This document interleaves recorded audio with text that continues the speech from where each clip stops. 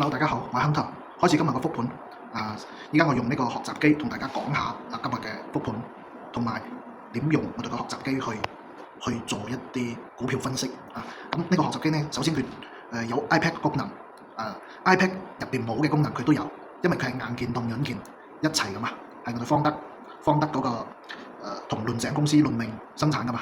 係咁睇過呢個有一個聲波，係咪先？同嗰個一樣嘅。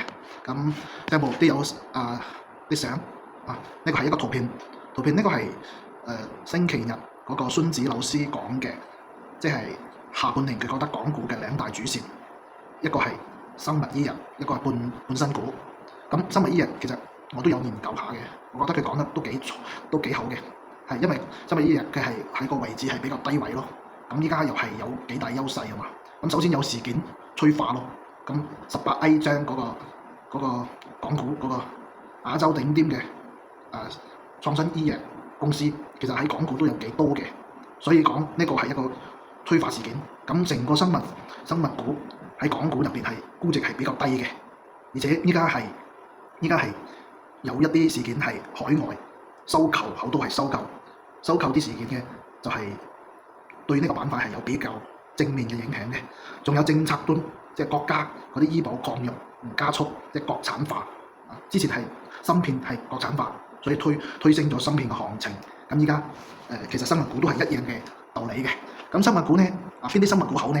其實你唔使講一個一個去揾嗰啲生物股，因為生物股佢有個 ETF 係全部都有嘅。我哋睇下行情，因為有一個 ETF， 唔知大家知唔知？即係呢個第一個南方恒生生科呢個醫藥股，其實係包括咗好多港股當中嘅優質生物股，比如新達生物，仲有藥明康德、藥明生物仲有好多，其實都係呢個持倉嘅成分股嘅10大成分股之一嘅。所以講呢個係，如果你求穩嘅話，其實你可以關注下呢個ETF， 即係3174呢個 ETF。咁其實你係如果係真係對個股比較感興趣嘅話，咁其實你可以睇下佢啲頭先講嗰啲港股當中比較優質啲生物股咁邊隻係比較適合你自己呢？咁其實你可以用我哋嘅學習機去睇過呢個係有一個功能，我覺得係可以使嘅。之前我都講過嘅，喺呢個會員當中，會員點呢個會員，咁呢有個方德星頭喺呢度個股量化，個股量化。咁呢度係有即係信達生物，可以睇下佢信達輸入智能量化，喺智能量化輸入信達生物，咁一鍵回測，呢個就係量化咯。咁以呢個收益為最優。咁過去2年，即係24年1月2日開始，佢嘅策略最適合佢嘅策略係邊個？係咩策略？呢度買入慎後，賣出慎後，呢度係佢嘅策略。佢有好多個策略嘛。咁最啱佢嘅係呢個，佢幫你一鍵回測咗佢嘅模擬收入，即係過去2年佢嘅收入係3倍嘛，係咪先？199%嘛，即係3倍嘛，3倍。咁係唔係一直揸住呢？唔係嘅，其實唔係一直揸住嘅。佢呢個策略買入慎後，賣出慎後，要按照佢呢個策略去做。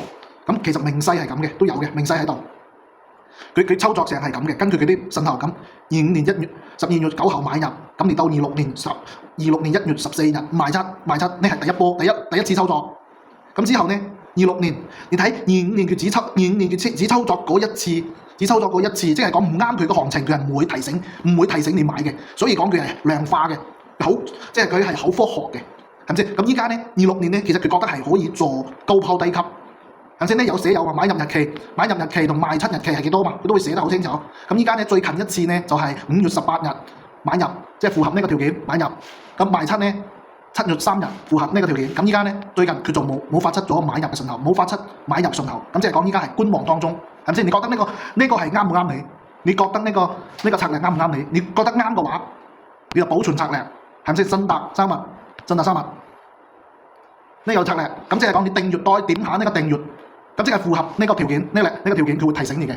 喺呢個學習機佢會提醒你買入慎後係創咗10日新低之後買入，觸發呢個賣出慎後佢會提醒你賣出，就係訂閱中個股量化，係咪先？所以講幾好使嘅。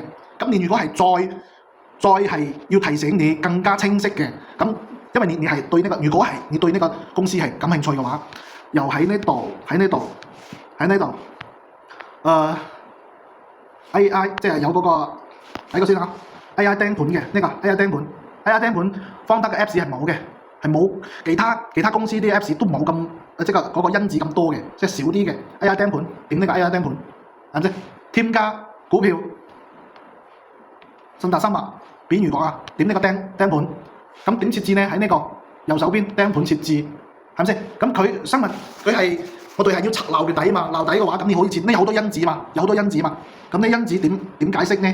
係咪先？加速拉升，如果你點嘅話，佢會加速拉升嘅時候，佢會提醒你嘅。加速拉升呢度點？你就要加速拉升。咁加速拉升係點解呢？呢有個問候，你可以睇佢提示㗎嘛。5分鐘成交，最近連續5分鐘有成交，佢就算係觸發咗呢個因子，加速下跌，大幅上升，撐杆跳鳩，平台跳水，高位回落，低位反彈，係咪先？低位反彈係咪啱唔啱你？5分鐘就不再重複。呢個因子嘅解釋佢都會講清楚嘅。好，咁我哋就要呢個低位反彈，低位反彈。咁喺到呢度，我哋再點持續提醒，持續提醒，每日提醒，每日提醒一次呢個頻道，或者係持續提醒，持續提醒係比較多啲嘅。你可以設置嘛。咁呢個我哋就要低位呢度全部剔咗佢，就要呢個低位反彈保存，係就得呢個簡單啲會好啲，或者即係講我係演示下嘛，咁你都可以按照你自己嗰啲條件去設置嘛，所以成交都有嘅。咁到呢個股票我設置咗，咁其實佢係持續會提醒我嘅，符合頭先講嗰個條件，佢會提醒。呢個又係其中一個條件，佢都會提醒，雙重提醒嘛，頭先嗰個升頭嗰個嘛。升頭嗰個佢會提醒你，咁呢個佢都會提醒你，呢個提醒更加多。呢個我哋保存咗策略嘛，我哋其實已經我的策略係咪？我的策略信達生物係符合嗰個條件，佢會提醒你。咁第二個提醒就係呢個 AI 釘盤，特登對呢個股係有設置嘅，呢個就係我哋個學習機構對炒股嘅好處咯，用法咯。有興趣嘅話可以單獨同我傾下。仲有呢個學習機有好多功能嘛，佢可以 iPad 嘛，咁其實都係。有好多會員策略，呢個得閒我再講。今日就先講到呢度先。好嘅，好，拜拜。